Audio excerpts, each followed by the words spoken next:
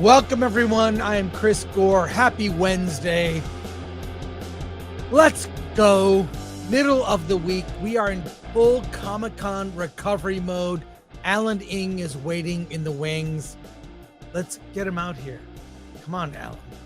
Where are you? Loads of Comic-Con news. Some new trailer drops you may not have seen. And lots of news, lots going on. I can't believe all the stuff we're covering today. So get ready, strap in, and a special guest popping in at the end of the show. So let's go.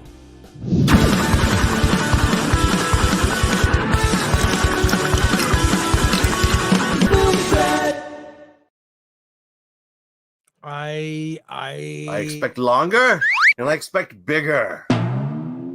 Longer, bigger, long, bigger, bigger, longer, bigger.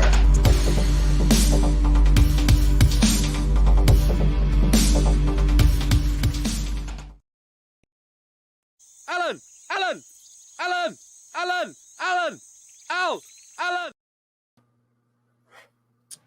Dude, I could do VP Harris rallies now. It's a right. Yes. You're amazing. Working down, yeah. Oh my God. The whole time I was on a nooner today, you were texting me. Yes. You texted me all kinds of dude, I'm so tired. But all I could think was, I've got a steak in the fridge. Like, I made steak last night. I had a huge piece, and I'm like, I have half a steak. I'm sitting there. Oh, I just want to get to lunch. Get to my steak and broccoli. And I just finished it. So there you go. Well, we've been buying crab legs at Costco. And my daughter just finished it off before I could get to it. Well, there you go. X-Ray Girl does a great job. Does a great job. Yes.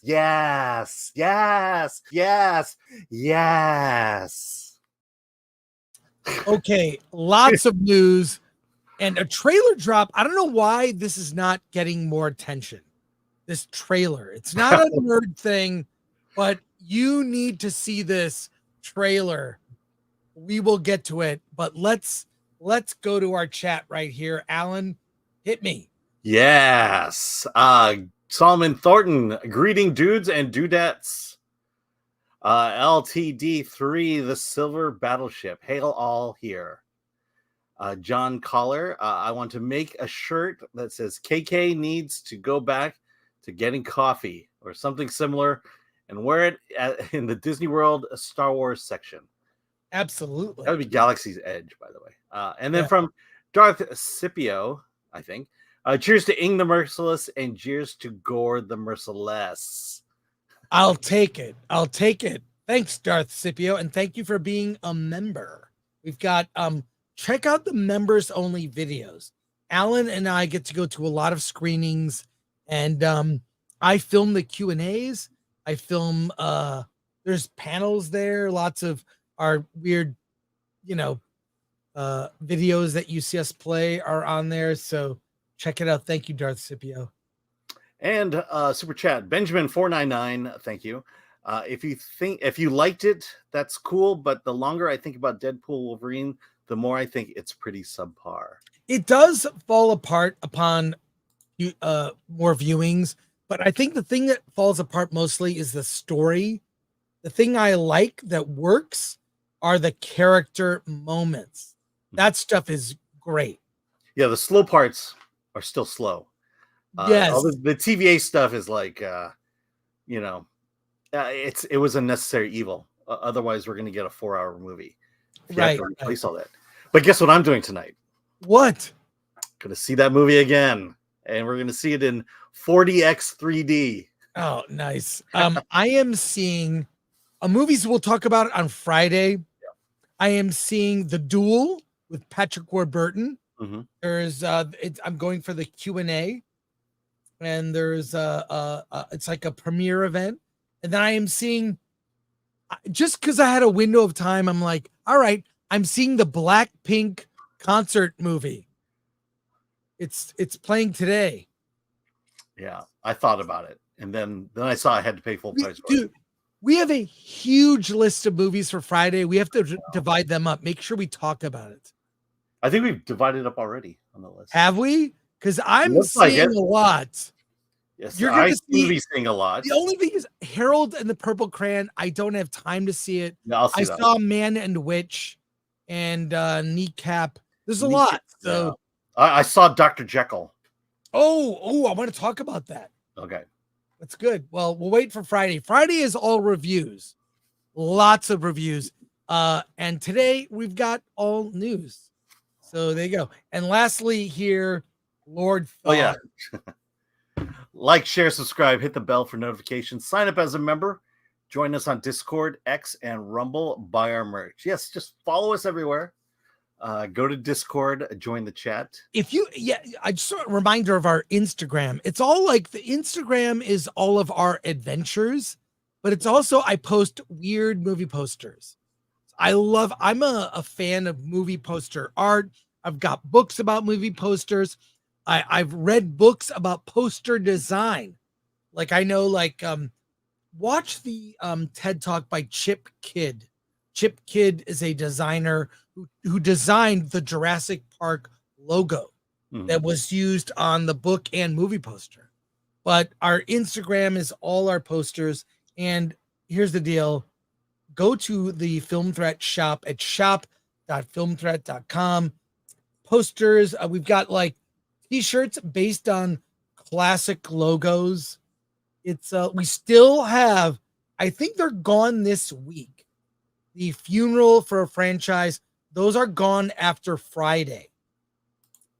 And other shirts as well. And you've got merch. The Film Threat. There's a Film Threat wine tumbler. Even I don't have that. Lots of stuff there. So there you go. And another reminder that this is important here. That we will review anything. That's right. We will review anything. Get your movie reviewed on Film Threat. There's a link in the description. Go to filmthreat.com/submit project, or I'm going to show you right here.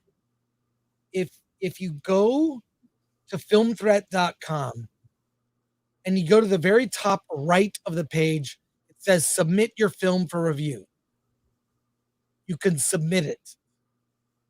And there's all like anything, short films, features, web series, and our reviews, if you are qualified, meaning we don't have anything to do with Rotten Tomatoes, but Rotten Tomatoes scrubs our site every day for new reviews because we review a lot of indie movies that other sites don't.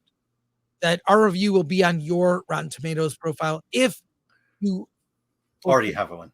You already have one. Alan, can you talk more about this? Yeah, about Rotten Tomatoes or about the submission? Both or either, or submitting your movie to get reviewed. Yeah, so like I said, we'll review anything, short films, features, whatever genre you happen to have. We do episodics as well. We don't do scripts. We've been asked that many times. No, we don't have time to read scripts. But then, like Chris was saying, in terms of Rotten Tomatoes, they come to our site, they take the films they want, but you can always contact them to get our reviews on your Rotten Tomatoes page. Well, there you go. Yeah. It's real simple. So this is a reminder for people that are like, will you look at my movie? Better yet, we'll review it. And also a reminder that Film Threat t-shirts cure nudity on contact. It is literally a cure for nudity, if you didn't know that already. All right, let's look at this trailer. Or wait, any comments? No. Okay, we'll get to that. Hey, everybody. We've got like over 1,000 people watching. That's respectable. And I've got some news. Our good friend Dante James of Verbal Riot show has been monetized on YouTube. He is doing a special stream. I guess Alan will be on his stream after the show. Okay. He asked me, I got to go to a movie that's starting. How did he? Wait, he send me a link somewhere? I don't know. But Dante will be joining us at the end. We're going to push everybody to his channel. He's going to celebrate being monetized. Look, I'll go on. I need a link. Dante, if you're watching, I'll do it. You'll do it. But yeah, so I'm really happy for Dante. Let me look at, he's got a, he's on the YouTubes, oddly. So, but it's so funny. I'll let him tell the story. But he got turned down for monetization, and then finally he did a video and complained to them. Hey, don't you support Black creators? And then guess what happened? He got monetized. That's it. I need to play the race card to get monetized. Yeah. So here's Dante. Good for him, man. It's about time. So his channel has monetization, and congrats. It's about time YouTube lifted Black voices. Yeah. What's up with that? So congrats, Dante. Awesome. All right. Okay. You have not seen this trailer. I've seen bits of it, not straight through. So I've not seen it. Okay. Completely. I saw this. It was like it's a Comic-Con weekend. We got distracted. This will be a much talked about movie. And we will be reviewing it on filmthreat.com. And we will be reviewing it here on our channel. Yeah. And Dante will be joining us when that happens. A lot of people will not be talking about this film. What am I talking about? Well, let's get right to it. This is Matt Walsh's new movie. He made the film What is a Woman? There are only 5 outlets that reviewed the film that appeared on the Rotten Tomatoes review. We were one of them. The documentary is very controversial to some. I believe Dante reviewed it for filmthreat.com. We reviewed it collectively on this channel. We'll do that again. But why are people so afraid of these topics being discussed? It's concerning. It's concerning. Any comments on this before we watch it, Alan? No, we need to watch this. Okay, yeah, no. Yeah. Dude, it's no setup needed. Yeah, you know what to do. Yeah. This I've seen it a couple times. It will create a conversation. That's all I'll say. So let's watch this together, shall we? Let's be clear what's happening in this country. It's Nazism. Republicans are Nazis. You cannot separate yourselves from the bad white people. Growing up in the 90s, I never thought much about race. Sure, you noticed, but never really seemed to matter that much, at least not to me. Being a white, straight, cisgender man, it's the top of the pile. I'm on the top of the pile. That's me. Am I racist? I would really appreciate it if you left. I'm trying to learn. I'm on this journey. Can you please leave? If I'm going to sort this out, I need to go deeper undercover. If I want to be an ally, I need to look like one.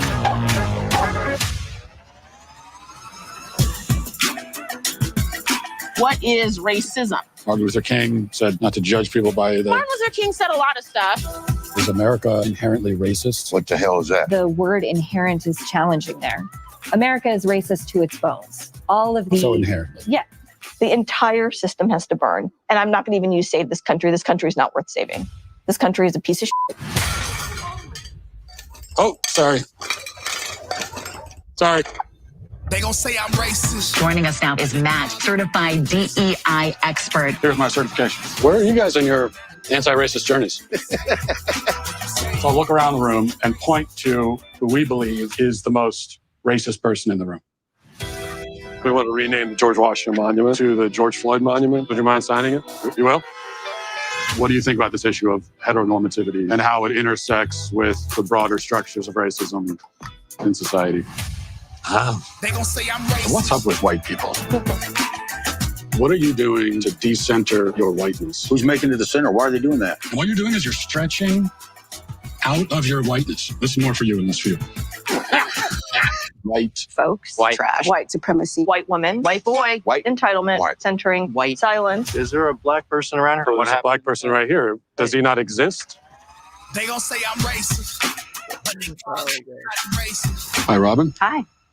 And what's your name? I'm Matt. Matt. Hi, Yeah. Matt. Nice to meet you. Just had to ask who you are because you have to be careful. Never be too careful. They gonna say you racist. But they call everybody racist.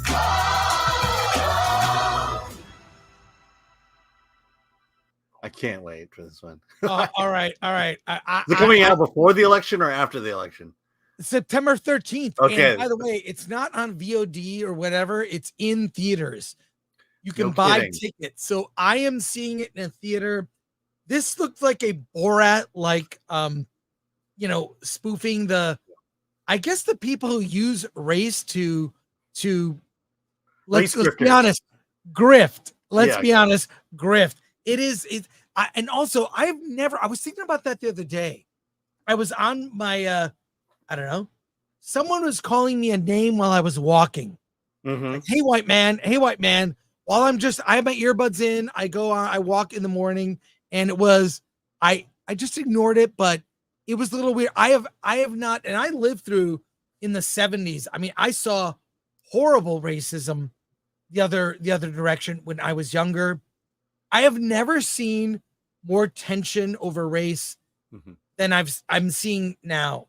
And I like the idea that Matt uses humor to discuss these issues.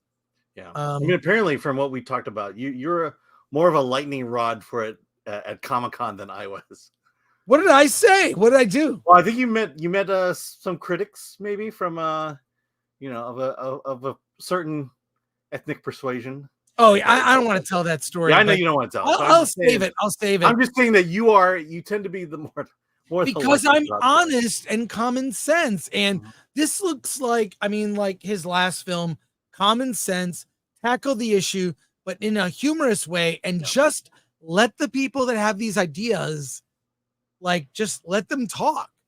Yeah. Because what they talk about when you hear them, I talk to Dante and I talk about it a lot because we hang out, and it's like we just talk about the 90s and how the 90s was like we just did stuff. We went to nerd stuff.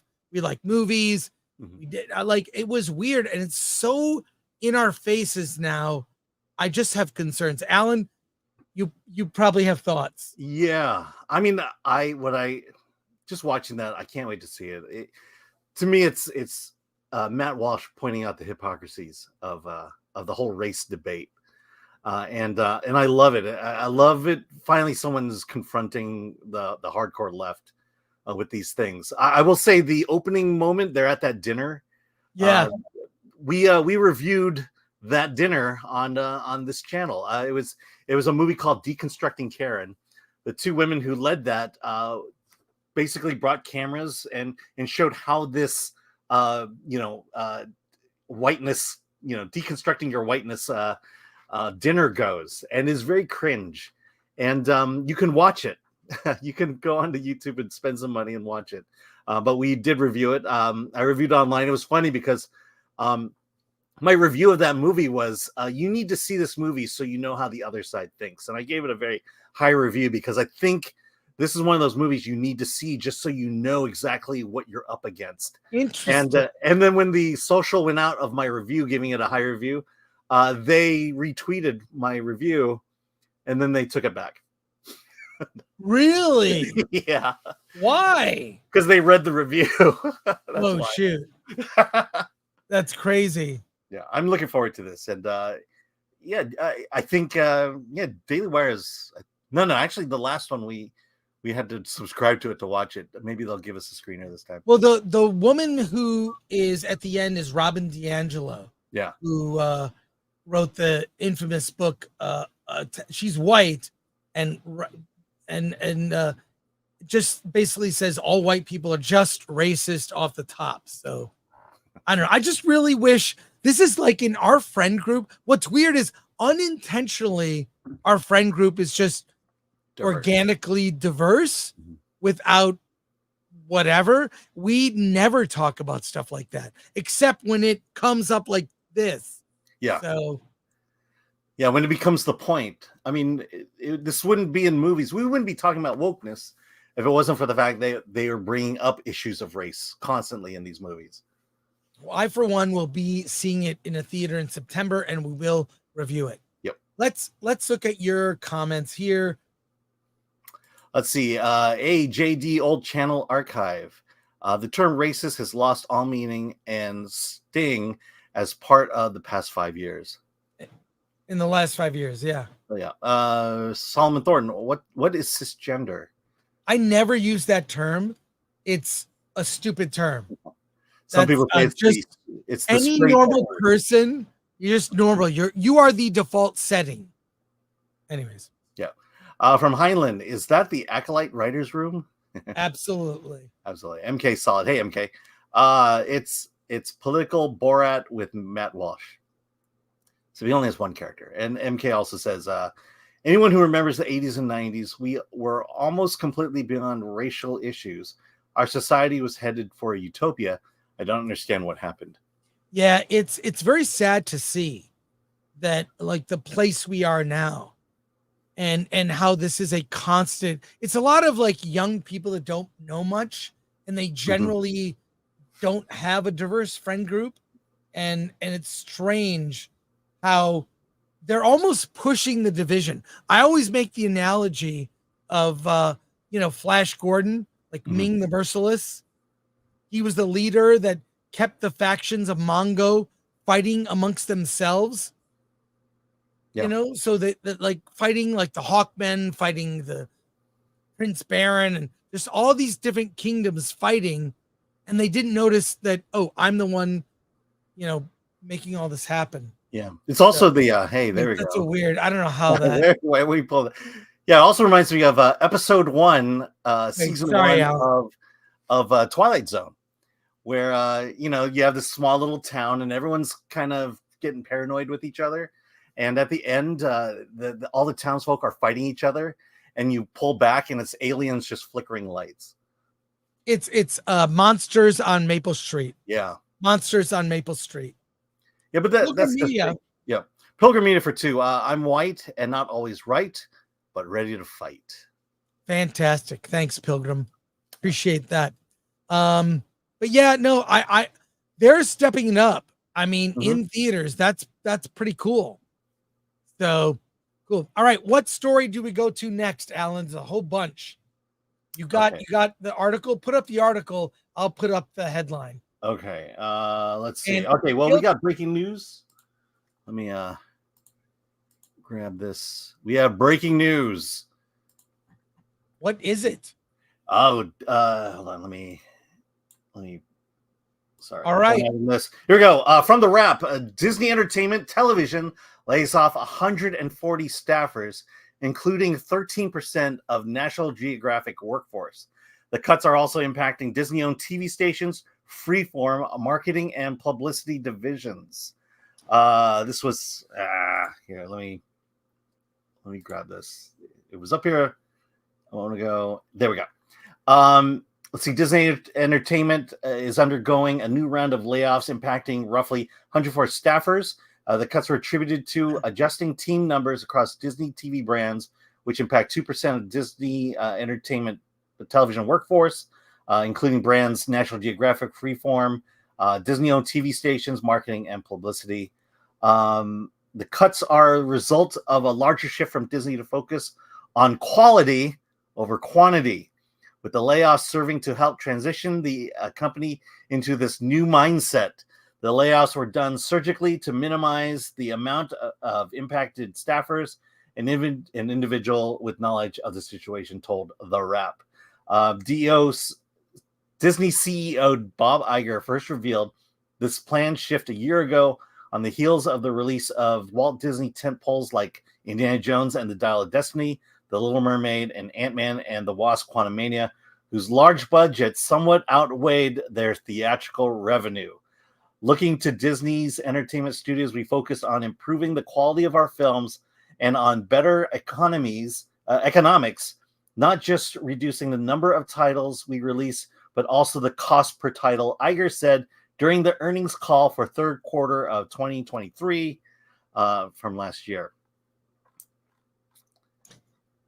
Yeah, this is no surprise. And they're going to be doing this. Here's the thing. They will never do a round of layoffs that will be significant. And by that, I mean, not enough where it's like big, like shelve a division or knock out like a significant amount. It's always like a laser, like 100 here, 40 here, like a little thing here. And just because they don't want it to, this is not big news, but it is noticeable. And it is because of, it's clearly the economy and bad decision-making. Mm-hmm. Bad decisions on their part. So let me get this right. If it's based on economics and the economy and bad business decisions, so they're firing the lower level guys, and everyone at the top who are making these decisions get to keep their jobs. No, they never suffer. I really do think that a CEO of a company should always have everything tied to performance. Yeah, their salary, their benefits should all be tied to performance. All of it. If they do well, then they'll do better, and people below will do better. I mean, so I think it's I don't know, it's just logic to me, but this is a sign of things to come, and this will not be the only round. Despite Deadpool and Wolverine doing well, and Inside Out 2 doing well, it's not enough. Based on what you and I saw at Comic-Con, or all the we're talking the next year of Marvel is gonna be meh. Captain America, Thunderbolts, Agatha TV show, Ironheart TV show. Watch them do this in January next year. They will drop Ironheart in one day. All of it. Yeah, they'll give it the Echo treatment. They'll give it the Echo treatment and forget that. The most now I want to be clear. The most promising thing, and by promising meaning potential, could be good, is Fantastic Four. In fact, I will go as far as to say Fantastic Four has to knock it out of the park, has to be perfect, or close to perfect as you can get. Otherwise, Marvel is in serious trouble. And I said the same thing about Obi-Wan.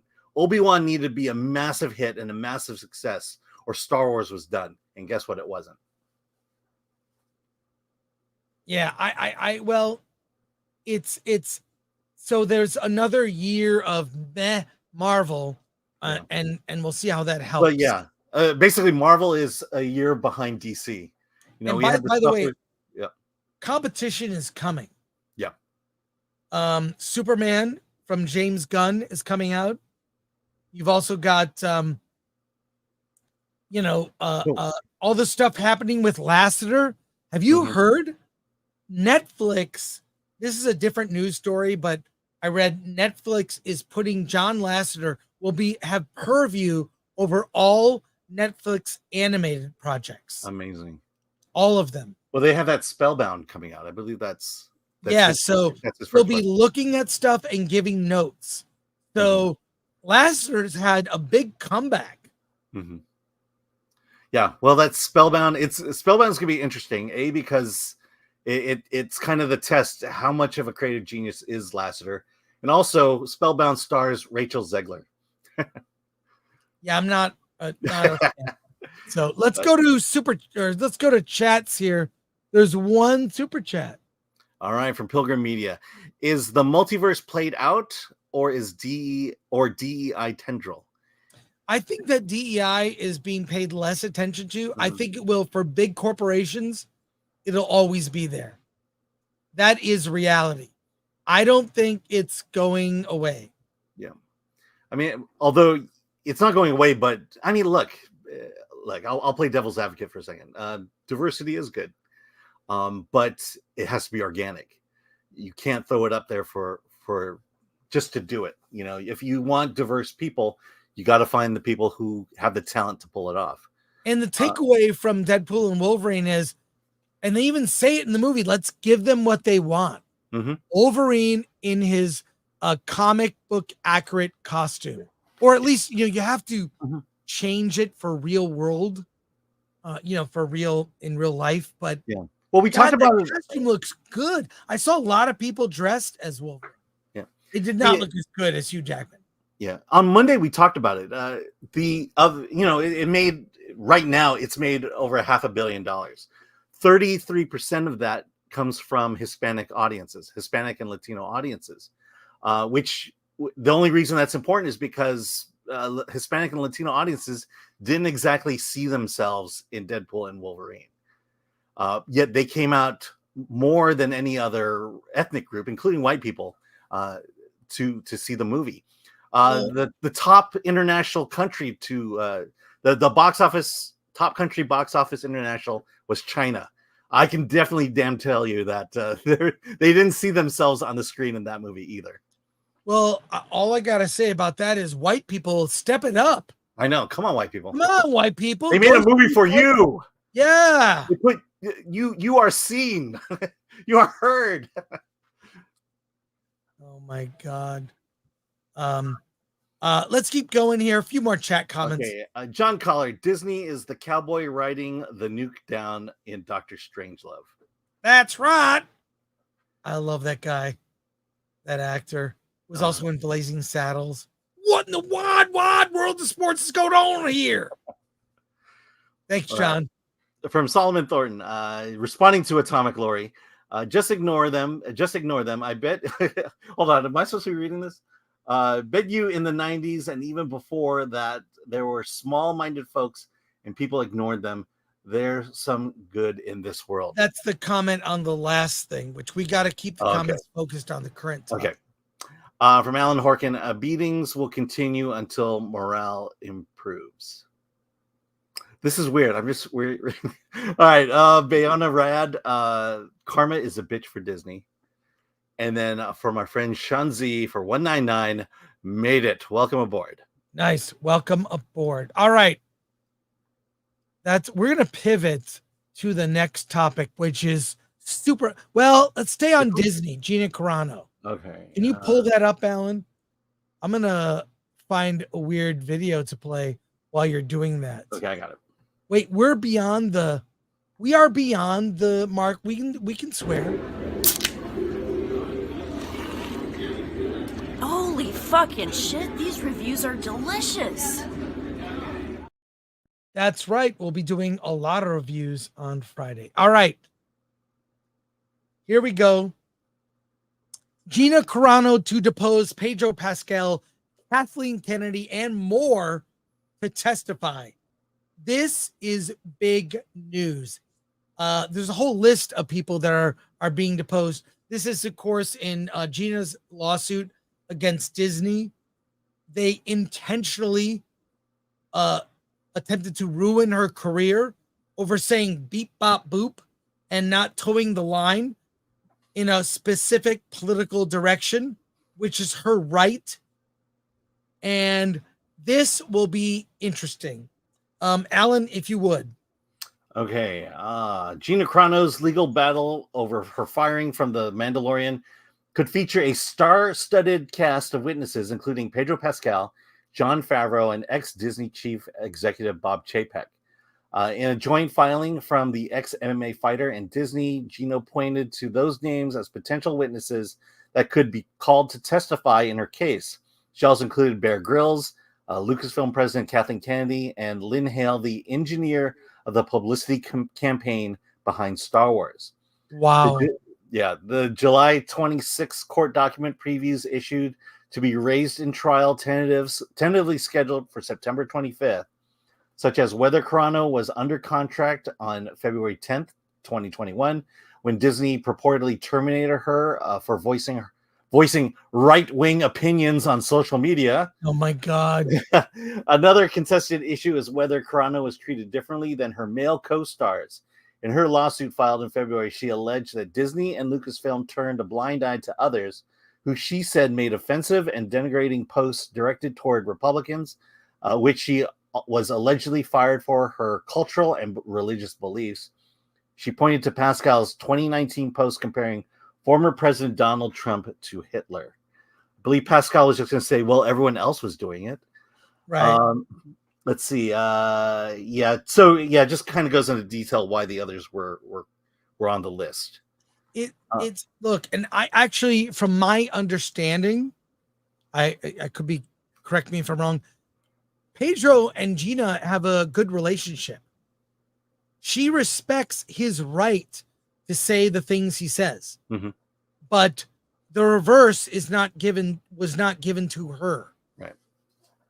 And they went out of their way, because I read the entire filing, the whole thing. It's like over 100 pages. So the details that you read, this Zoom call that they wanted to bully Gina into it's horrifying. They wanted to put her through a struggle session. And she's not trying to stop, Pedro or other people from speaking out. She just thinks, hey, I have my opinion. They have yours. I don't want to censor anybody. Let everyone have their say. So I think it'll be really interesting. The main thing will be Kathleen Kennedy. It is, and if it's a deposition, dude, they could be in there for hours all day answering questions. And that video will come out. Yeah. So just to be clear, the list of people, it's not guaranteed they're going to be deposed. This is their proposed list, and then it has to go through basically the judge to approve it. And Disney, of course, is doing what? They're going to contest that list. Yes. Yeah. So we'll see. That'll be back and forth. But man, if she can get those people to be deposed, even for a short time, that will be video gold. All I'll say is that in 2 weeks, they'll all be at D23. So that's a good time to do it if you can make it happen. Yeah. I mean, we'll see. We'll see. But we will be on top of this case for sure. All right. Comments. All right. From M Spock, Ms. Spock. Ms. Spock. Or M Spock, whatever. M Spock 7. Gina will wreck Disney. Let's hope. Giancarlo, I want the transcripts. Discovery will be delicious. Yeah, we all want those transcripts. DK Gong, I hope they publicly show the trial like the Depp Heard trial. I will 100% guarantee you that won't happen. John Manalhang, don't hate your neighbors is right wing. Yeah, this is the thing. What is being stirred up mostly in mainstream media and with so many things in media these days is to hate someone because they're on one side of the political aisle. This is wrong. We are all we're on the same team. We're Americans. I want America to succeed, in the world. Yeah. So this is there's a large force that doesn't want America to succeed. I mean, that was a line. That was a line in the "Am I a Racist" trailer. Burn it all down. Yeah, start over. It's broken. Very sad, but it's what happened to that. What happened to that? Hey, we're all together, that united spirit. It's remember in the 60s, it was the hippies message, peace and love.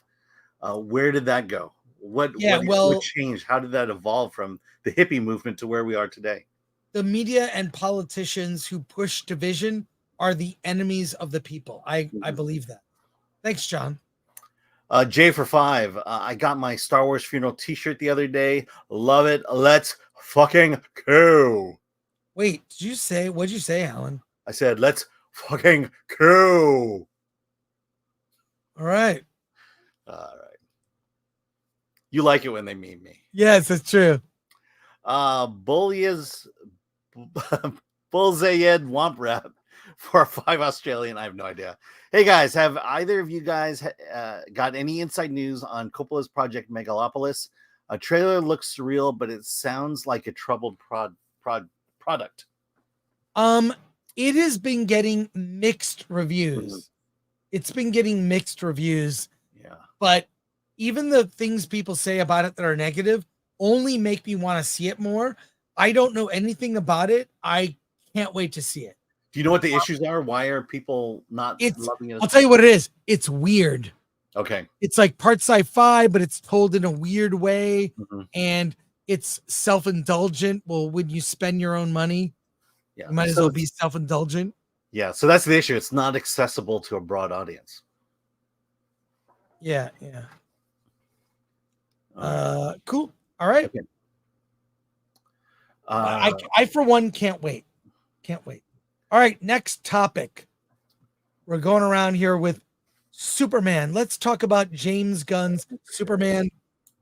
I finally got just a taste of what the theme of Superman is, which explains a lot of the things that people have issues with for the film. Some of the costumes have leaked and they look kind of cheesy. So there's a reason behind that. There's a reason behind it. Yeah. Okay. So I'll just read the headline and then the post from James Gunn. Superman filming wraps up as James Gunn says he aimed to make a movie about a good man in a world that isn't always so much. Stop right there before you read the story. I heard a little bit more detail about that. Superman enters a world where there are already heroes. Right. But they have suspect morals. A lot of these superheroes kill. A lot of them take brand deals. They're very corporate. A lot of them are not so good people. It's literally it's like the opposite of Homelander. Superman enters a world where it's like The Boys. All the heroes are awful, but he is the most powerful of all the heroes and is like, I'm not going to kill. I'm not going to do this. He's going to act. He's basically a symbol for goodness. It is almost like being on Twitter in the sense that everyone is like negative and awful, and he's a eternal optimist and Boy Scout. I love this. If this is the theme and thread of the story, it is the right way to tell a Superman story in the present day. I'm loving what I'm hearing. And we need it. It stands in contrast to everything we've been getting, like negativity. The Boys. Well, yeah, The Boys, which was fine. But I mean, like, no, in the world, everything is so negative. Like, don't have kids. Don't have kids because the world's going to end. You're killing the planet. You're doing everything is negative. We need the kind of optimism of Star Trek from the 60s. We need it now. And we need it more than ever now. There are challenges we have as a nation that we can all that are all solvable if we can be united in tackling those challenges. And Superman is a symbol. Like, I believe the U.S. president has always been a symbol for what's possible. And I love the idea that both what we saw of Fantastic Four, what I'm seeing of Superman, is about a vision of optimism, hope, and positivity. So are you saying that Superman is a representation of truth, justice, and the American way. Yeah, baby. Yeah. Let's go. Let's have it go. Yeah, let's see. I follow James Gunn, and I see all his posts. He's very cryptic. So I'll say this: if this is the story that is the Superman story, this falls right into James Gunn's wheelhouse. Yes. Yeah, that's why. That's the thing. We criticize, well, James Gunn can't make a Superman movie. Still have to prove that, but at the same time, he's taking an approach that feels very James Gunn-like, with probably less violence in it and less gore. Yeah. But no, this is good news. Did you have the post we can look at too? It's just that's from the rap. Yeah. No, there it is. It's all he from says early is shooting. Yeah. Pardon me? Okay. No, go ahead, read it. Okay. He's just basically saying, and that's a wrap. God bless our cast and crew whose commitment, creativity, and hard work have brought this project to life. I set out to make a movie about a good man in a world that isn't always so much. And the goodness and kindness and love I've encountered on a daily basis on the set has inspired me and thrust me forward when I feel too spent to move on my own. Thank you from the bottom of my heart. It has been an honor. The destination has been Superman, but the journey has been the toll and the laughter and the emotion and ideas and magic we've shared together on set. And for that, I am forever grateful. Yeah, I'm finally excited for this film. Yeah. I wasn't so much, but however, Superman is scheduled to open on the same date as Fantastic Four. I think FF will move to fall, but Superman will be summer. Mm-hmm. So that is currently scheduled. Yeah. So we shall see. Yeah, Superman just finished filming. Fantastic Four has just started filming. Right. So that's why I'm saying FF will move to fall or 2026. So any final thoughts before we go to the chat? No, I mean, I heard Mark Millar talk about this, and he said the exact same thing. And I think that stunned a lot of people who hadn't known what the story was. And so I too am optimistic about this. I'm a glass half full guy pretty much always. So this has got me excited. Let's go to comments here. Okay. From Sailor Mercury. Hi. Enters the world. Is he from another dimension? I think no, what I'm saying is he's coming into a world of heroes that already exist. Mm-hmm. Is what I meant by that. There's no, it has nothing to do with, Yeah, there's no multiverse here. Hopefully, Gung Ho Max, Superman versus the boys. That's what it sounds like. That's kind of what it is. He comes in as almost a Homelander, but he is morally, he has morals, which Homelander clearly does not. At least Homelander in the TV show. Don Mack, an easy way to improve the new Superman movie is just use John Williams' theme music. We shall see. I actually like Hans Zimmer score for Man of Steel. It's very good. Yeah. It's very good. Good workout music, actually. Yes. Okay. I think Superman will be okay. Oh, sorry. Sons and Shadows. I think Superman will be okay, but it needs to be great if DC is to succeed. 100%. Yep. This cannot fail. It cannot fail. Sean Z for 499. Is it gonna be a James Gunn Guardian style or different? Also, the Batman 2 Hope doesn't get canceled, but I think COVID really messed the first one up. Yeah, we'll see. I saw the trailer for the Penguin. Not impressed. It felt like dollar store Sopranos. Mm-hmm. I really was not super impressed with it. Did it feel like Gotham?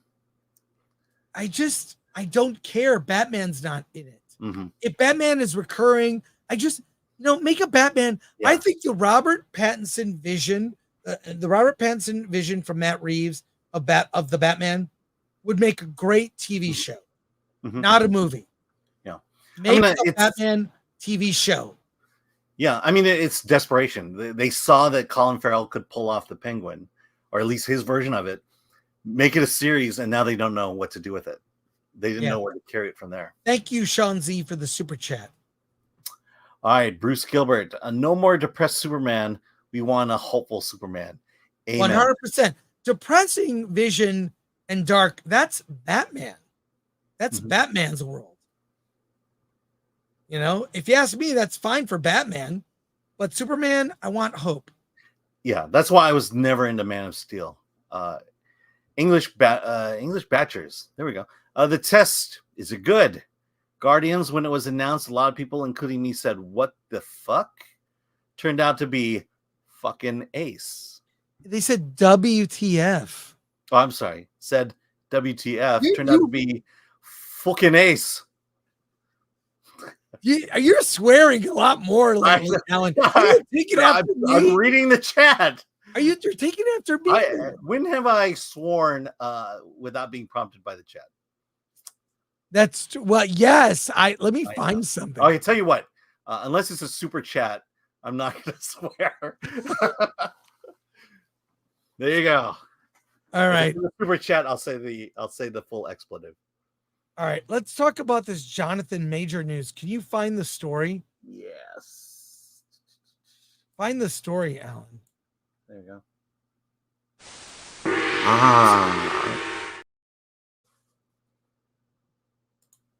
Here we go. Okay, this is from TMZ, our good friends at TMZ. Heartbroken. Jonathan Majors heartbroken after Marvel pivots focus to RDJ. Jonathan Majors is expressing heartbreak after Marvel officially announced Robert Downey Jr. as the franchise's new villain, pivoting away from his Kang the Conqueror character. We caught up with the actor in West Hollywood Tuesday, where he explained why RDJ Doctor Doom news was bittersweet. As he put it, Doctor Doom's introduction into the MCU is pretty cool, but he loved playing Kang. And so it's only natural he's bummed about the Marvel's redirection. Right. And then he goes he basically, fans have left Jonathan being blacklisted from the MCU, has been too harsh a punishment, given that he was found guilty of a misdemeanor assault and harassment and given no jail time. So there you go. Yeah, I mean, Marvel has some explaining to do. If they're going to pivot to Doctor Doom and RDJ as Doctor Doom, which complicates things, how will they wrap up everything from Phase 4 and all this and all the Kang stuff? Will they do it in a moment? Will they use a something to wrap all those things up? It seems sort of dumb for them to push in that direction and then do a hard pivot. My feeling is this: you could have moved forward with Kang and recast Kang. They've done it. They could have had Robert Downey Jr. use from his character from Tropic Thunder. It could have been Kang. My feeling is this: I don't care about Kang.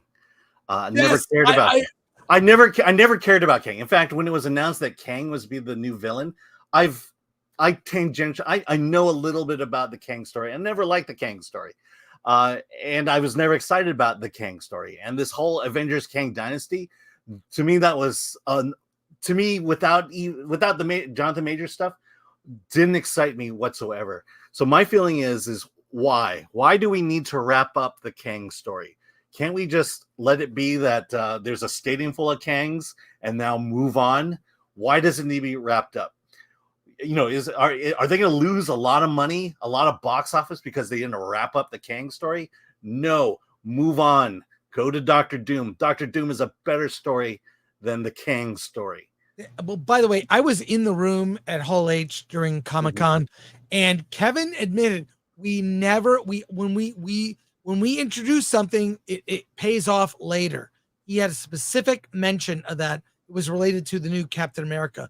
I think there will be a Kang wrap up, but it will be done in a really clever way. I think they will figure it out. No, look, think about it. What if they don't wrap up the Kang story? What damage is that going to cause? What damage will that cause? Yeah, I don't care. Yeah, why spend the money? Why spend the resources? Why risk making things worse by wrapping up the Kang story.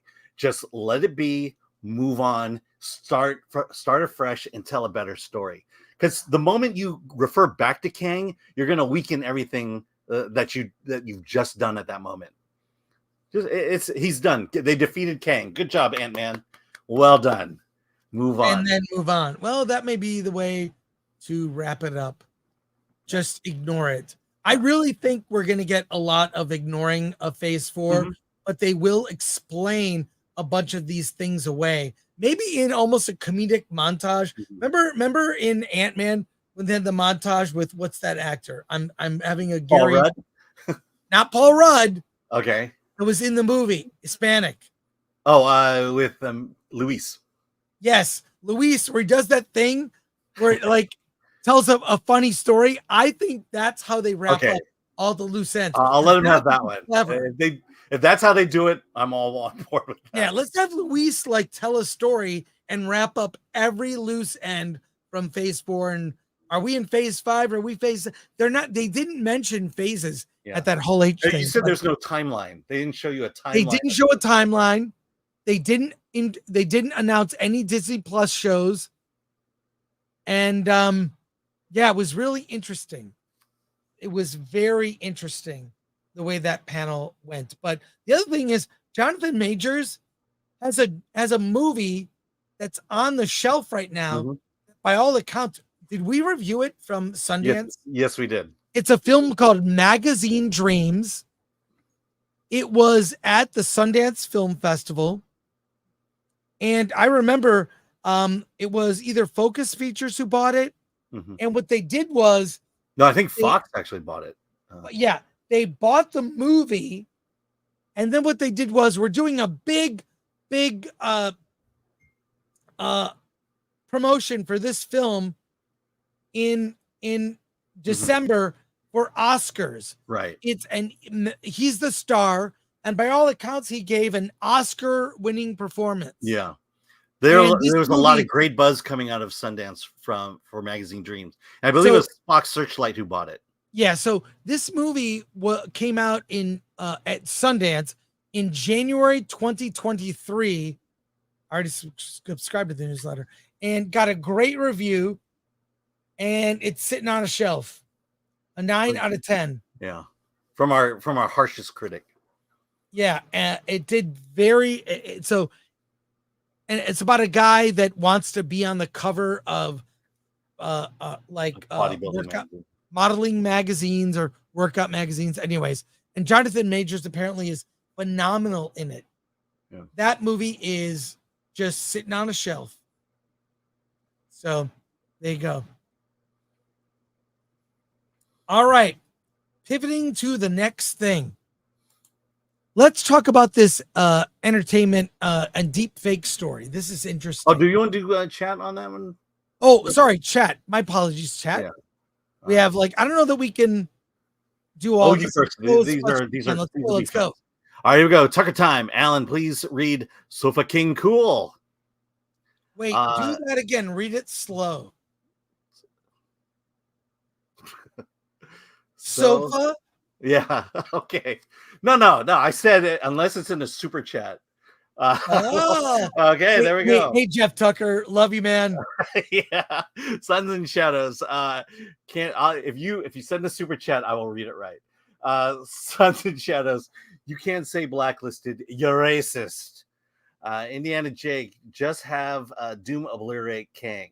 Yeah, exactly. That's a good idea. Just have Doom come in, obliterate, have a whole sequence where he battles Kang, cast another actor. So here's the thing. If let's say they do that, if they do it wrong, it's gonna ruin it. We're gonna know it, and it's gonna ruin everything. It's best just not to do anything. Move on. Because that could be done wrong. Okay, Darth Scipio, Kang, we hardly knew ya. Exactly. Lord Thoth, wrap it up in the post-credit scene. Could happen. From our friend Tom Siebert, never apologize, never explain. Possibly. Yeah.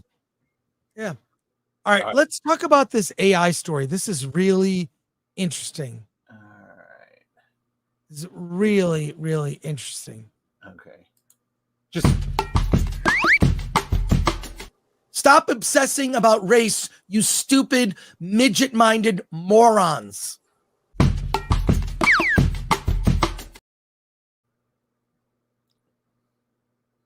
All right, wait, a super chat that came in here. Here we go, Alan. Okay. Okay. Okay, here we go. From Krizik for 10, Alan say, I am so fucking Todd Ed. Look in the camera. Look in the camera. Yeah, because I gotta read it. Here. I am so fucking saw dead. That's awesome. That's awesome. The other one was better. It made more sense. Okay. All right. Let's talk about this story here real quick because I, for one, love deep fakes. I love them. I know they are dumb, and I think pretty much everyone can tell they're fake. I mean, look at this one. Now, say my name. You're Chris Gore. You're goddamn right. See? See? How about this? How about this? Yo, Adrian! I did it! I mean, obviously those are fake. I happen to think deep fakes make great entertainment. Oh, come on! I mean, they're funny. They're fun. But let's look at this story. I think that's the wrong story, Alan. No, the entertainment to outlaw AI deepfakes. Oh, I'm sorry. There we go.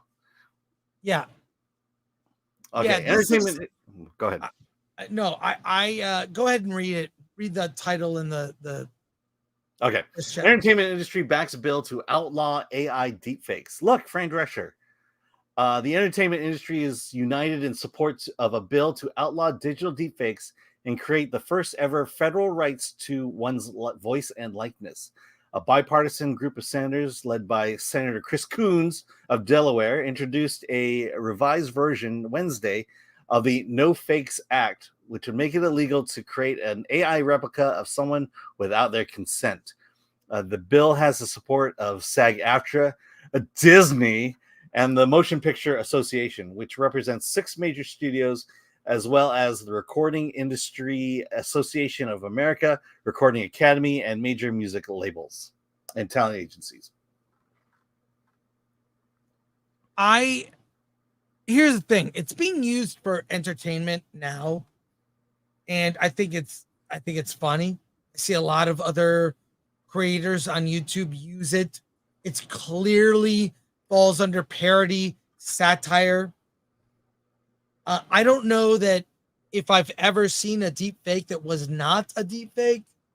Like, you know, if I have seen it, I don't know that I saw a fake one that I thought was real. I think it's pretty obvious when it's fake, like the examples I showed when we started talking about it. I think it falls under parody. So I don't know. I don't like putting rules on things like this, like art. So I don't know. What are your thoughts, Alan? Well, we all know the event that spawned this, and that was Elon Musk retweeting or re-Xing a video of Kamala Harris, basically telling the truth. Yes, I saw that video. It's hilarious. It was clearly AI, and what soon became what I soon realized was the reason they want to get rid of AI deepfakes is because conservatives use it better. Well, I think when it's used for humor, it's pretty obvious when you see it.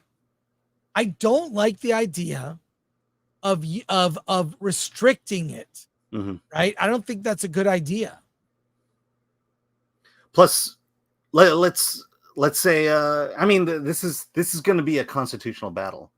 It is going to go to the Supreme Court because, as you say, it is parody. It is art. You know, and it's also, how do you define what a deep fake is?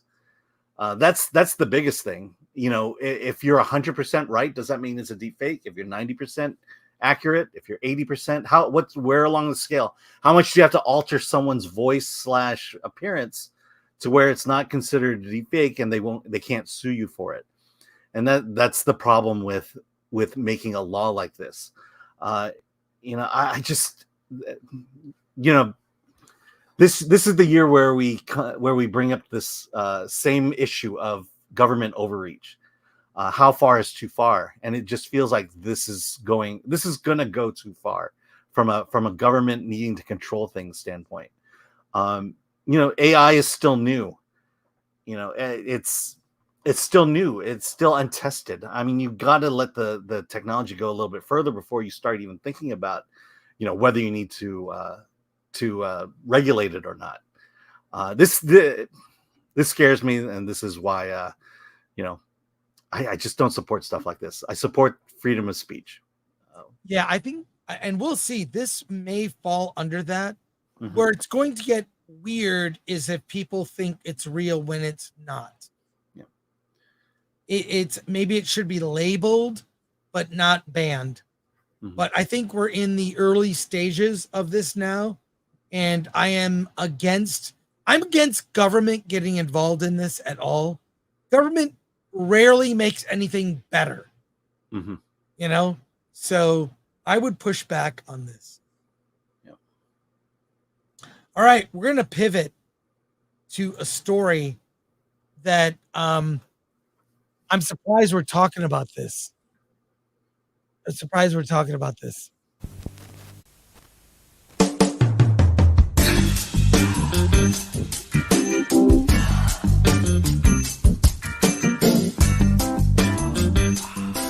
Alan, we're doing this. We're doing it right now, Alan. I'm going to tickle you with my lightsaber.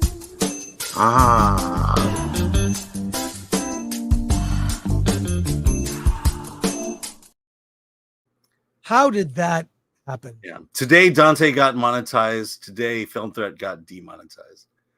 It happens. All right. Some weird Comic-Con news that has not been getting a lot of attention. Here we are. San Diego Comic-Con sex trafficking sting resulted in 14 arrests. This is crazy. The link is in the private chat, Alan. Okay. But this is crazy. During Comic now, how were there women dressed as Harley Quinns? I don't know. We'll see. But this is strange. I'll read the story. This is from Channel 7 San Diego local.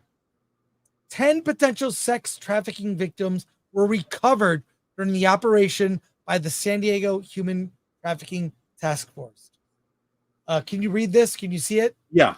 The anti-human trafficking sting last weekend's San Diego Comic-Con International resulted in 14 arrests of people seeking to purchase sex and the recovery of 10 potential sex trafficking victims, authorities announced Wednesday. The operation involved law enforcement officers working undercover as sex buyers in order to identify traffickers and victims, as well as posting fake advertisements soliciting sex. From Thursday to Saturday, 14 alleged sex buyers were arrested and 10 victims recovered, including one who was 16 years old, according to Attorney General's office, which said support services were provided for the victims. Unfortunately, sex traffickers capitalize on large-scale events like as Comic-Con to exploit their victims for profit, says California's Attorney General Rob Bonta. The operation was conducted by a multi-agency San Diego Human Trafficking Task Force composed of federal and state law enforcement agencies and prosecutorial offices. Yeah, I mean, it's surprising and not surprising at all. Mm-hmm. Shocked, not shocked. Yeah, no, it's weird. It's definitely weird. I don't think I ever saw anyone that looked like they might be involved in that, but it's weird that at big events like that's happening behind the scenes. Mm-hmm. I mean, the worst thing that happened to me at Comic-Con was how expensive the drinks were. Like talking to a Robert Meyer Burnett, he was mortified that one glass of wine cost $25. And like, that's the thing. Like hotel bars, it's funny, we're getting into hotel bars are not only do they pour and they measure the pour, you know, if you're at a good dive bar, you just go like this, you know. But at a hotel bar, they measure the pours, which is lame, and then you get charged the most money. We were at I think 3 nights in a row, we ended up at the Tivoli, which is the best dive bar in San Diego. Go to that bar. It's great. It's great. Yeah. You will love it. Alan, Yeah. any thoughts on this? Yeah, Alan? now back to sex trafficking. All I can tell you is I'm glad they were able to arrest these people, but I can tell you 14 arrests is the tip of the iceberg. There's a lot more of that going on, and sadly, it is so pervasive, especially in California. California, I've seen we've reviewed documentaries about sex trafficking in California, and it is rampant. And like I said, 14 is the number may sound large, but that's a drop. It should be 10 times that amount that was happening in San Diego at that time. Yeah, if not more. Yeah, crazy. All right, super chats here from some folks. Let's get those. Yes. All right, from William for 10. Alan say, my Dixie wrecked. Well, there you go. Thanks, There you go. William, who's a member. Thank you for that. Appreciate you. Glenn is going to have a heyday with these. Aaron Pipes for 5. I am really looking forward to an AI-generated porn movie starring KK and Iger. That could happen. Hey, man. Am I driving okay?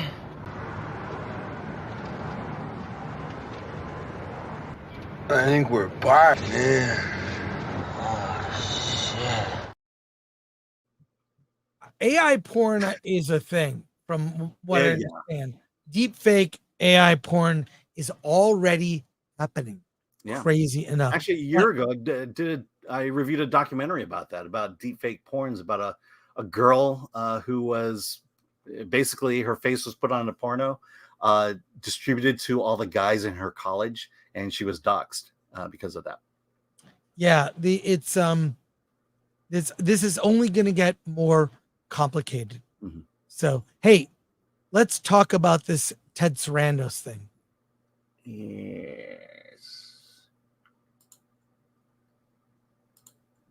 Here we go. All right. Tell us this story, Alan. Okay, so this is a holdover. This came out 2 weeks ago, but it's still relevant. Netflix Ted Sarandos, generative AI tools will be a great way for creators to tell better stories. Thanks, Ted. What the long-term impact of generative AI will be on Hollywood is hard to predict, Netflix co-CEO Ted Sarandos said, but he took a shot at addressing it anyways. Speaking at a streamer's Q2 earnings interview, I think that AI is going to generate a great set of creator tools, a great way for creators to tell better stories. And he said the business case for generative AI isn't to reduce costs, but to improve the quality of storytelling. There's a lot of filmmakers and a lot of producers experimenting with AI today, he said. They're super excited about how useful a tool it can be. We've got to see how that develops before we make any meaningful predictions about what it means for anybody. But our goal remains unchanged, which is telling great stories. Well, here's the thing about Netflix. They have so much amazing data. The way they run things is every decision is data driven. Mm-hmm. And by that, I mean, if, for example, you're binging a show, right? And you're watching 8 episodes, they know exactly how many people started the show and how many people finished to the end. And my understanding is that if less than 50% of the people who start episode 1 watch episode 8, that show is canceled. So you get like one season shows. It's like, well, under less than half the people who started it finished it. You have to retain the audience. So because of their deep data tools, they know they can tell you exactly how many people watch episode 1, how many watch episode 8, how many people just click to skip to the next episode, how many people just binged it all day. Like, their data is so deep, and they've shared it before. Yeah, I have a even weirder story. If you go to the Film Theater interview channel, I interview twice mega producer Michael Mendelsohn, and we talk a bit about AI, about the analytics. And he talked about how in movies, when he pushes a movie to Netflix, Netflix will always come back with the analytics saying your movie needs to have this. For example, one example he gave is your movie needs to have hoverboards in it because that's the trendy thing. Wait, is that real? That's real. And so he put hoverboards in it because that's what the analytics say. And I remember in the last interview I did with him, he mentioned it again. I said, he goes, yeah, we have a movie on Netflix and we got notes from Netflix saying the analytics of the algorithm says you need this in your movie. And we put it in there. I said, well, what was the result? And he said the result was our movie was #1 on Netflix for 7 weeks. Wow. What is it? I forgot the name of the movie, but we talk about it in that interview. Well, I think it's, first of all, it's very smart. I think in some ways, I wish Disney or Lucasfilm at least would look at those analytics. How can they look at the analytics of Acolyte and call that a success? They need to admit we didn't give the people what they wanted. We did the story was not up to snuff. Many people checked out or didn't even bother. So yeah, it's well, I mean, I think that's why the strike was so important to Disney, because the strike allowed them to cancel a bunch of projects that they had committed themselves to, and now they're no longer committing to it because they obviously know it's not going to perform well. Yeah, it's I think it's not, the data is fine. It's not about the data. It's about how you react to the data, right? What decisions are you basing it on? Yeah. If Stranger Things, 90% of the people who started the show finished it, that's that season 2, season 3, like, you base your decisions on your hits, not like with Lucasfilm, where we're going to double down on failure, right? That's a mistake. Well, yeah, the difference is the algorithm says this is what the people want. Disney, on the hand, it says, though, this is what the people should get. And that's why they throw in the DEI and stuff. They think, they're ignoring the algorithm saying, no, people just want to see themselves on screen. People want diverse voices in their movies. When the algorithm tells them, no, we want hoverboards in our movies. Well, I mean, this is Moneyball. This is essentially Moneyball. But I love Moneyball. First of all, I love the movie Moneyball with Brad Pitt. I think it's a really, I love sports movies in general, well told. But that movie was really interesting. Yeah. There's a nerd story too. When you talk it's a nerd story about data. I'm just going to use data. The main thing is guys who hit and get to first base, those teams win more often. Let's get guys who get more, get on base. Get on base. So yeah. And why do you think Netflix, of all the streaming services, they are the most successful? Bar none. They beat Hollywood at their own game.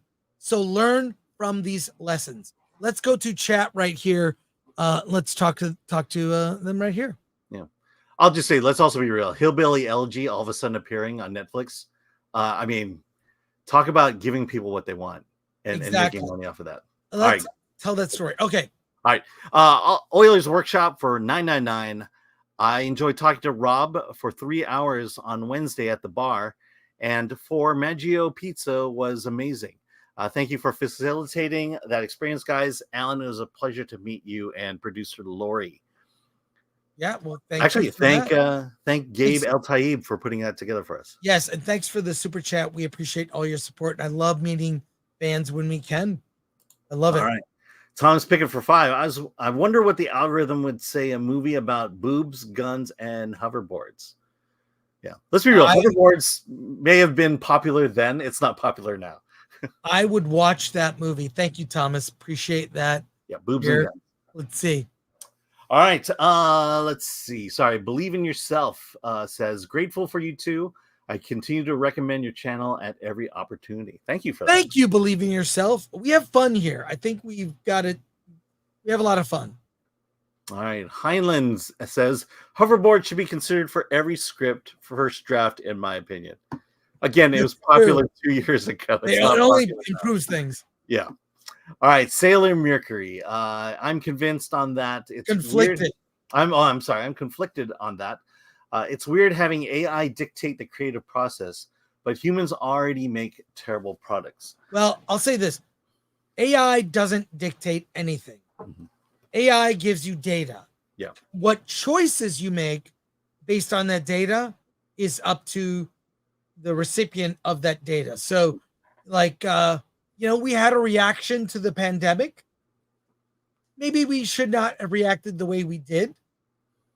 I say, look at the data. I would say, look at the data when it comes to that. So, all right. And from Rumble, Ashram for 1, thank you. So what happened with Rebel Moon? Exactly. Well, you know what? It might have got really good numbers. Like, look, for normies that just have Netflix, outer space, fighting, robots, spaceships. Yay. Yeah. I mean, it might have just gone for the... Yeah, it's like, here's a list of 50 things that people like. Put it all in your movie, and that's Rebel Moon. All in one movie, and that's it. So thank you, Ashram. And shout out to all the people watching on Rumble. We appreciate you. We appreciate you. All right. Next story about Giancarlo Esposito. Alan will pull that. We're actually going to do that one. Okay. Here, let me. Yeah, let's go with that story next. We got a couple, and then we have a special guest joining us in about 10 minutes. Oh, sweet. Not an interview, a guest. You find it, Alan? Alan, yes. Do you love refrigerator? I love refrigerator. Who doesn't love refrigerator? Come on. Exactly. All right, this is interesting. We've been having all the Marvel news. Giancarlo Esposito says he had to work backwards in reshoots. What? Because this movie, they have been retooling this film.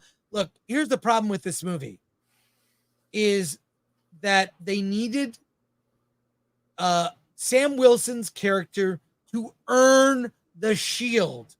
That's the story I want to see. And that's not what this story is. He's just Captain America. And I feel like, Steve Rogers handing Sam Wilson the shield at the end of Endgame doesn't make him Captain America. We needed an entire movie to see Sam Wilson reject it. I don't want to do it. I don't want to be Cap. He's my hero. I am Falcon. However you do it, and have an internal journey to finally taking up that mantle, earning it, and becoming that hero. And my understanding is that's not present in this. So, Alan, if you would read the story. Okay, here we go. It's rare that a whole character gets added to a film during reshoots, but that's the case with Giancarlo Esposito in Captain America: Brave New World, according to the actor, that gave him some challenges while filming the scene. During Marvel's massive Hall H panel at San Diego Comic-Con on Saturday, it was finally revealed exactly who Esposito will play in Brave New World: Seth Volker, aka Sidewinder, the king of the Serpent Society. He's a comic book villain first introduced in 1980. But Sidewinder wasn't originally part of the plans for the fourth Cap film. He was added entirely in reshoots, meeting some of the Brave New World castmates for the first time in San Diego. And indeed, this was something Esposito wasn't exactly used to. It's normal for me to see the whole script and to know all of what's going on. And because I wasn't privy to that, I had to go backwards and create a backstory for myself, whether it was going to be used or not, he explained to the Wrap. So that's when I came on screen. I was full, and I was proficient in knowing who this guy was. Esposito noted, that may not be the guy who is now in this film. Still, making decisions about the characters and sticking with those decisions proved to be the key to working with an unusual filming experience. The challenges were to commit to exactly what I thought about and what was on the page, and have him have the ability to be absolutely fierce, no matter which way it was going to go, Esposito said, and to complicate him enough so that you could look at him and go, there's more, I know there is, I can see it. He continued, and that's the disadvantage of not coming to the beginning and knowing what the whole story is. Wow. I think, first of all, I think it's not great that he's going to be a one-off character in one movie. I think Giancarlo Esposito is too good of an actor to be a throwaway character in one film. I hope they can find a way to use him more, but they needed to fix this movie. And it sounds like, I mean, look, I saw another scene. I saw Harrison Ford turn into Red Hulk. I saw, extended stuff at San Diego Comic-Con. Not impressive. It looks like it should be a Disney Plus show, not a movie. Yeah. I mean, what's interesting is the first iteration of this movie was a pile of crap, and so what they had to do is get more crap to put on top of it to make it a prettier pile of crap. And now they're trying to dress up these two piles of crap with this movie. And the fact that you have this great actor come in, not know anything about the story, being asked to act without knowledge of what is going on around him, tells you that a man of this talent is being wasted, and massively wasted. And it's just, I hope this is the last of this idea of fixing it in post for Marvel, because that's what it seems like every movie that has come out since Endgame has been. It's just been all fixed in post, and this is the ultimate product of this philosophy, Captain America: Brave New World. Yeah, I'm not excited for it. I feel like the best way to, there's a way. It was Az from Heel versus Babyface that said, somehow you needed a scene where Cap is there, hands him the shield. He says, "I can't do this. I can't be Captain America." And Steve Rogers says, I'm looking at him. I'm looking at Cap. Some scene, I feel like they need Steve Rogers in this. They need a heart to the film that is about it's about rising to the occasion, not getting the job just because you're there. There's a lot of that in the world now, and I think that's wrong. And I like Sam Will. I like I like him as a Falcon. I think he's really good. Yeah, no, I mean, he was pivotal in Civil War. And, it's the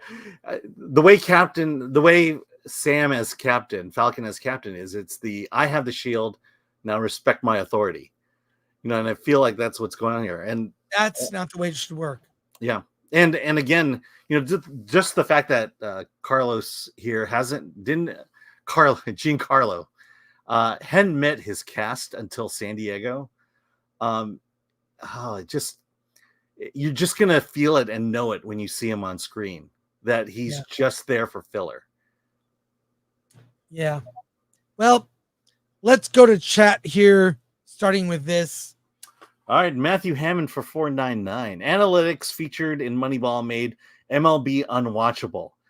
4,000 more strikeouts in 2023 compared to the 2008. 2008 explains the issue. Okay. Fewer balls in play is boring. Well, there you go. But isn't that the speeded pitch count? The pitch timer. Doesn't that have a lot to do with it? Thanks, Matthew. Red French Moon, breaking records. How can the broken record? Sorry, I've been reading a lot today. Broken record. How can he throw that effing shield? Exactly. With his arms. All right, Geek 64. It sounds like this movie keeps getting poked with a stick, as if that is inherently going to make it a better movie. Yeah, no, it's all about the foundation. If you have a bad foundation, it doesn't matter what you put on top of it; it's going to crumble. Alan Horkin, quality actor Giancarlo Esposito, explains the basic due diligence of acting. He creates backstory in his own head for his character, even if it will never be used. Which, I mean, you just said there. This is why he's a great actor, because he's not phoning it in. Because of the dumb circumstances they put him in, he still took the role seriously, and hopefully that will come across with whatever footage they decide to use. All right, Anarkitty 83. I honestly thought it was a trailer for a TV show. Yeah. Hey, thanks, Anarkitty. Yeah. Love the. I forget the name of your Twitter. It's so good.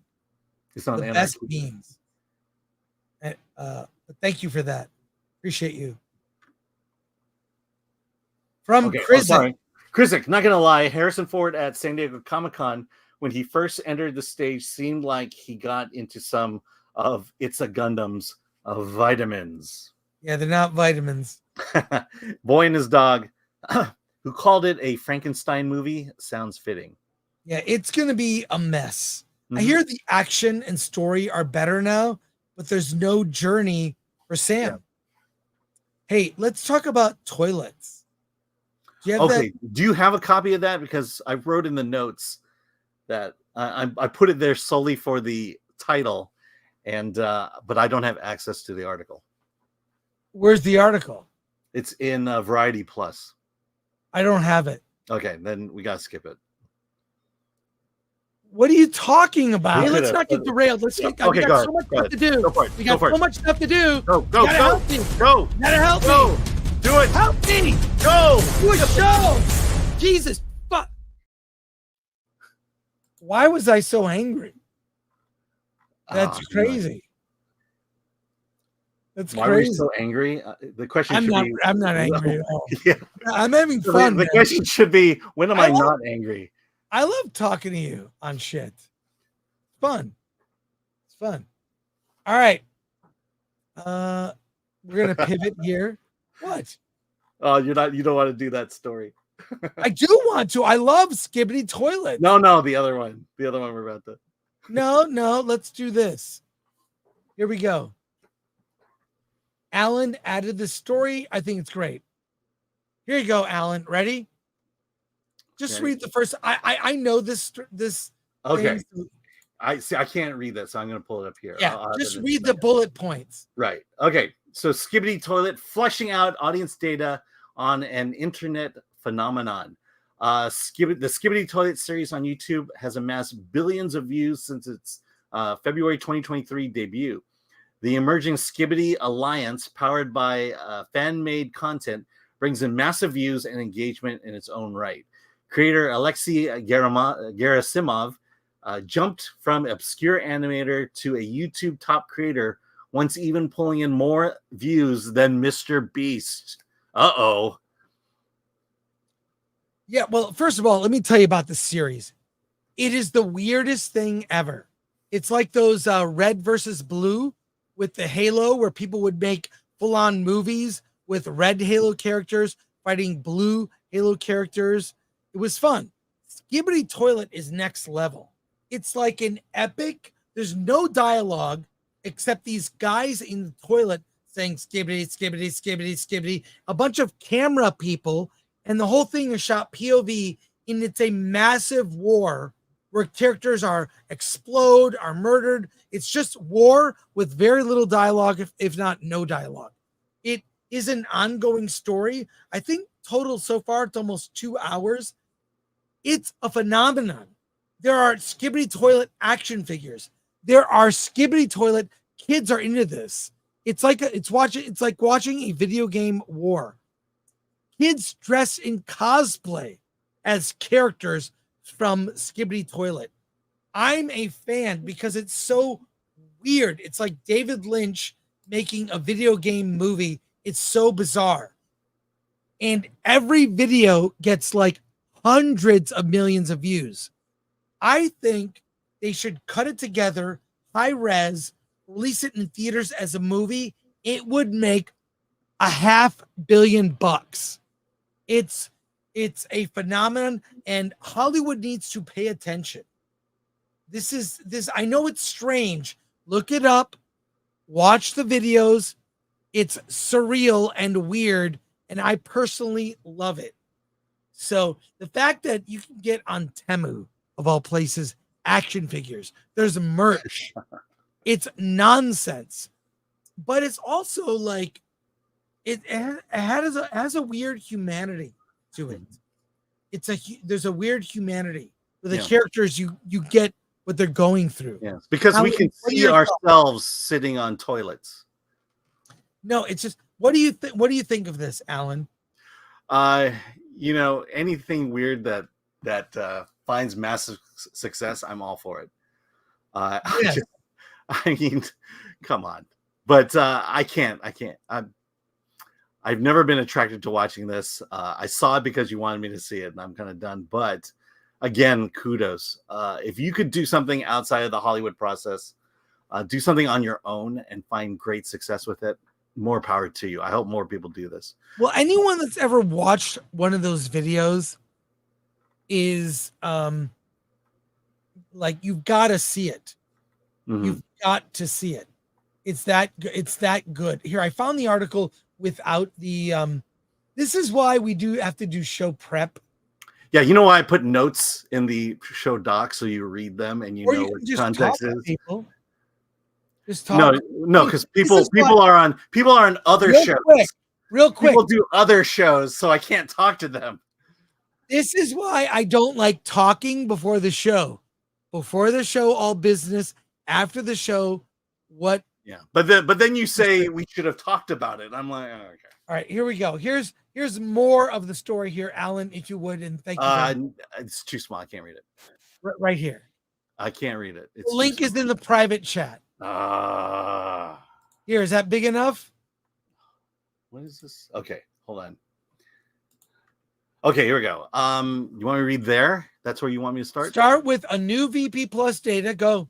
Okay, a new VIP Plus data analysis makes clear the rise of the YouTube channel Deepfakes Boom has been nothing short of astonishing since February 7th, 2023, when Alexei Gerasimov uploaded an 11-second video entitled Skibidi Toilet. As of this writing, the original video has garnered some 188 million views, and Deepfakes Boom subscriber base has grown from 1 million in 2021 to around 43 million today. Gerasimov has been uploading original animation since 2016, but his crude clip of a head popping out of a toilet singing a catchy yet incomprehensible song launched a veritable cultural phenomenon. Stop for a second. Okay. This is a cultural phenomenon Hollywood doesn't know anything about. Mm-hmm. And I predict that if they put this in theaters one day, like a Fathom Events, sold out, it would make a mountain of money. Continue, please, if you would. Yes, the 76-part and counting Skibidi Toilet video series. Yes, it's a series, has generated the bulk of the 17 billion total views Deepfakes Boom has amassed to date. Data on monthly YouTube views show that around 16.3 of those billions occurred from February 2023 to June 2024. In other words, that's close to 1 billion views per month in just shy of a year and a half. Yeah, here's the there you go. You got some data there. Yeah, Real quick, right here. Nice sexy lines there. Yeah. Springtime 2023, when Skibidi Toilet was stratospheric, Deepfakes Boom skyrocketed to 2.9 billion views that April and hit it again in May. For almost all of the following summer, Skibidi Toilet earned more views than Mr. Beast, currently the most subscribed YouTuber in the world. On top of that, wow. Yeah. Keep going if you would keep going. Sure. On top of Deepfakes Boom's massive success, there's a cottage industry of Skibidi content that emerged in its wake. Like any trend or property that achieves rapid online virality, inspired fans and opportunistic content creators alike emerge from the woodworks to capitalize on the hype. A YouTube search of Skibidi videos will bring up detailed episode breakdowns, playthroughs of Skibidi Roblox games, Legos, and figurine builds, and even original animation set in the Skibidi universe. The Washington Post reported that Skibidi-related videos brought in over 65 billion views in just 2023. Of course, copyrighted content is unofficial online videos, often leads to murky legal waters. You don't have to read that. That's okay. Yeah. So right here, go to this. Those last two paragraphs. Okay, Skibidi Toilet is still Gerasimov's baby, but he now has a booming partnership with Invisible Narratives, the Tradigital studio co-founded by Hollywood veteran Adam Goodman and master of explosive cinematic mayhem, aka Bayhem, Michael Bay. There will be a movie coming.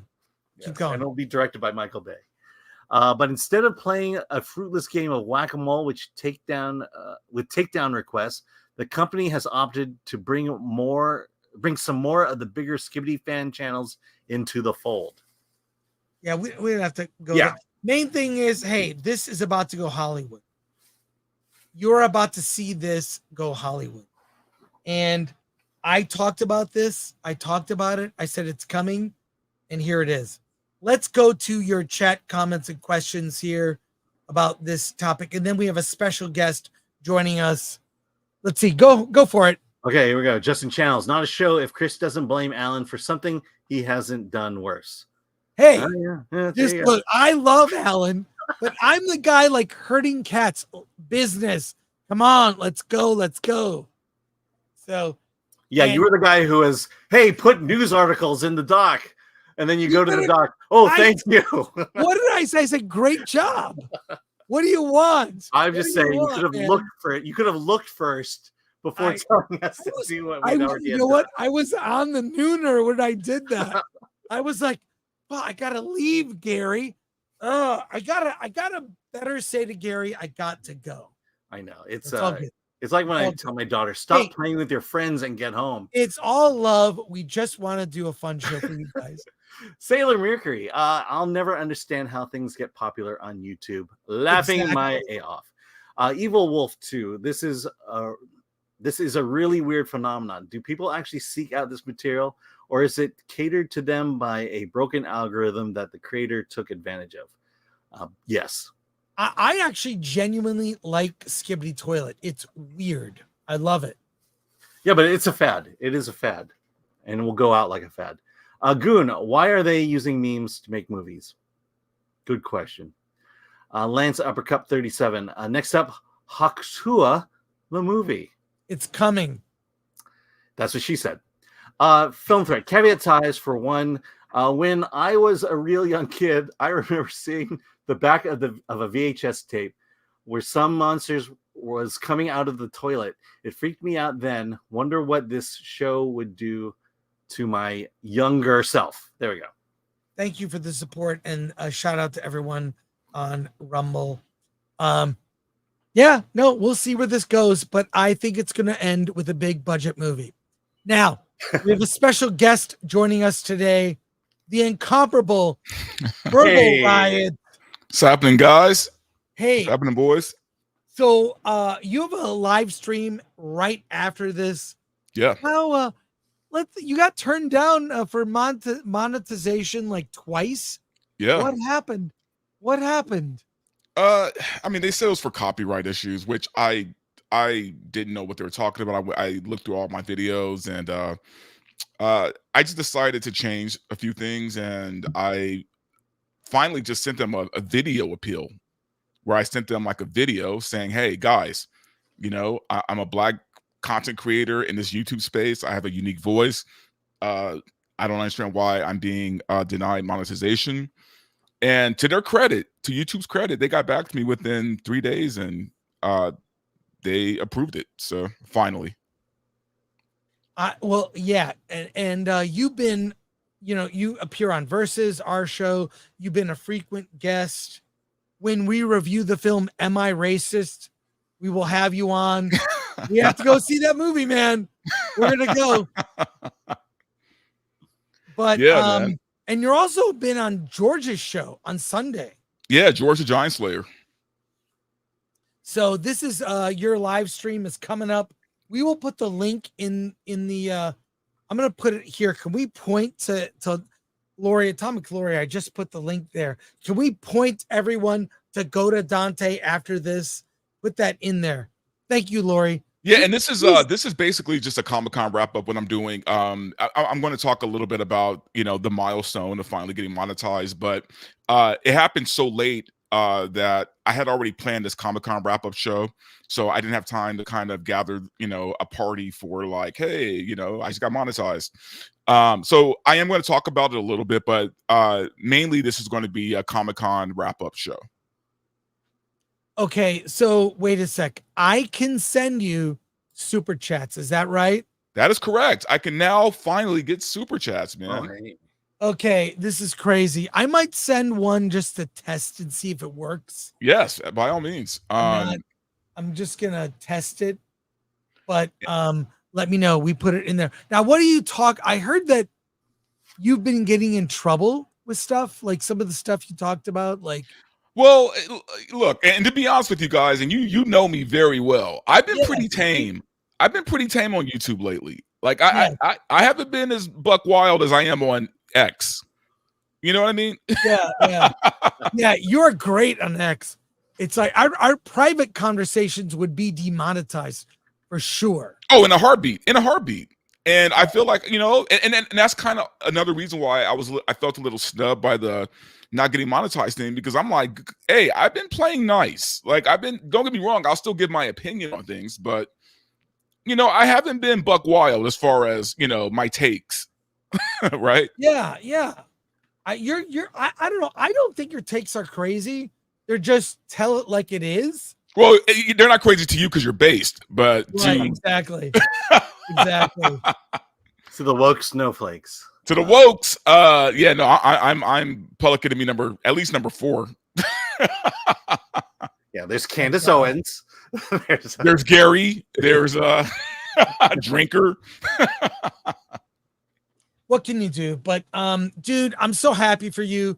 Couldn't have happened to a nicer guy. I wanna I'll be on. I won't be on there, but I'll be on like next week if you want me on. Oh, absolutely. Yeah, definitely. I definitely want you on next week. And I'm gonna have a few other people on with you. Like I said, I just didn't have time to put together like, this big party type thing because I had already had this other show planned. But yeah, next week I'll probably do it that way. Alan, you're also going to be invited. So excellent. Bask in the glow of people giving you $20 and then YouTube saying, "Hey, I'll take a piece of that." Yeah. I mean, maybe I'll be able to afford In and Out this time. Right. But dude, bro, thank you so much for this. This is great. We're gonna wrap it there because I'm going to see 2 movies tonight. Jesus. 2 movies. I'm seeing The Duel tonight. There's a premiere, and then there you go. So we're gonna wrap it up. That's one movie. Wait, what's that? That's one movie. Hey, I'm seeing a lot of movies. I'm saying you said 2 movies and you only yesterday. watched one. What's the other one? I've seen. I saw the that Man and Witch. So okay. Hey, we got some comments here. Yes, Lord Thoth, hashtag Black YouTube Matters. Hell yeah. You're in the club now. Hey, you know what though? I pulled the DEI card. I'm like, hey, I am a Black YouTuber. There was literally no reason for you to not get monetization. It was BS. I agree. You've been doing stuff over a year and you've been on shows. You've been appearing on other shows for years. Yeah. Started your channel and there is no reason. Yeah. Razorburn says, my man. Sailor Mercury, I used to use their own guilt against them. Nice. Hell yeah. Use it. From Highland, are those lights OSHA approved? I'll see myself out. No. Yeah. Okay. Oliver Lavery Frog. Congrats on the monetization, Dante. God bless white guilt. I agree. Here, sir. Here. Wait, Dante, have you seen the trailer? Am I Racist? I have not, dude. I want to watch it, man. Can we watch it again? Let's do it. You would need to watch Jesus this Christ. on your show. You're seeing this movie. I mean, we did What is a Woman? We might as well do Am I Racist? Oh, we're doing it. We're doing it. All right. We'll do it right here. We'll do it live. Let's be clear what's happening in this country. It's Nazism. Now you gotta share it. Republicans are Nazis. You cannot separate yourselves from the bad white people. Growing up in the 90s, I never thought much about race. Sure, you noticed, but never really seemed to matter that much. At least not to me. Being a white, straight, cisgender man, it's the top of the pile. I'm on the top of the pile. That's me. Am I racist? I would really appreciate it if you left. I'm trying to learn. I'm on this journey. Can you please leave? If I'm going to sort this out, I need to go deeper undercover. If I want to be an ally, I need to look like one. Oh, please don't. Okay. I thought he was going to do blackface. What is racism? Martin Luther King said not to judge people by the... Martin Luther King said a lot of stuff. Is America inherently racist? What the hell is that? The word inherent is challenging there. America is racist to its bones. All of the... So inherently. Yeah. The entire system has to burn. And I'm not going to even use save this country. This country is not worth saving. This country is a piece of shit. Oh, sorry. Sorry. They gonna say I'm racist. Joining us now is Matt, certified DEI expert. Here's my certification. Where are you guys on your anti-racist journeys? So I'll look around the room and point to who we believe is the most racist person in the room. We want to rename the George Washington Monument to the George Floyd Monument. Would you mind signing it? You will? What do you think about this issue of heteronormativity and how it intersects with the broader structures of racism in society? They gonna say I'm racist. What's up with white people? That what are wig you is killing doing me, to Jeff. decenter your whiteness? Who's making it the center? Why are they doing that? And what you're doing is you're stretching out of your whiteness. This is more for you in this view. White. Folks, trash, white supremacy, white woman, white boy, White. entitlement, White. centering, white silence. Is there a black person around here? There's a black person right here. Does he not exist? They gonna say I'm racist, but they call everybody racist. Hi, Robin. Hi. And what's your name? I'm Matt. Matt. Hi, Matt. Nice to meet you. I just had to ask who you are because you have to be careful. Never be too careful. They gonna say you racist, but they call everybody racist. I can't wait. It's like Borat with all the. I can't wait. Is it Daily Wire's? Daily Wire, yeah. So, Okay. you know, we saw What is a Woman? That's the same guy, same crew. Yeah. I know Matt Walsh. Yeah. Interesting.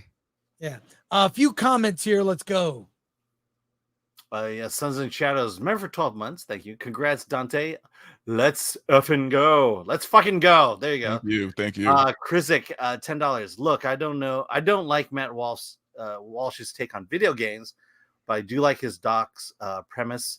Have been hearing this rhetoric too so much these days. Yeah, What is a Woman was good. It was very good. Patrick Lemire, this is using Borat model to mock progressives. Yeah. Let progressives use AI too. Come on. Boy and his dog. Call it White Guilt the movie. There you go. Right. And Dante, you got to leave. I have to leave. Yes. So I'll talk to you soon. We'll probably see a movie next week. Have a great stream. I'll be watching, and I'll be on next week or in the coming weeks. Invite us. Sounds good. All right, guys. You have a good one. Right. Take care, Dante. Link. We're gonna point to Dante. Everyone go. And that's it for us. Thanks to our mod, Lord Thoth. Thank you to Atomic Lori coming in hot with great stories today that weren't in the planning doc. They were not. And check out Skibidi Toilet. It's for people who are probably, I don't get high, but it's probably for people who get high. Well, would like It's a cultural phenomenon. All right, Alan, any final words? We have a lot of movies to see. Yeah. I'm almost through them. I'll literally been sitting in a theater in 2 hours. Tomorrow's a marathon. So here we I'm go. going to do 3 movies, but I'll probably only do 2. All right, come to us Friday for lots of film reviews. Thank you to everyone who gave us super chat or just great questions. We are growing. We appreciate you, and thank you so much. I really have fun talking to Alan, even though I do get a little Whatever. We have fun. We have fun. We have fun. There's just three of us doing the show all at one time. It's fun. We have fun. Yeah, three people can't produce a whole show like this. Perfect. All right, Alan, you know what to say. Let's get out of here.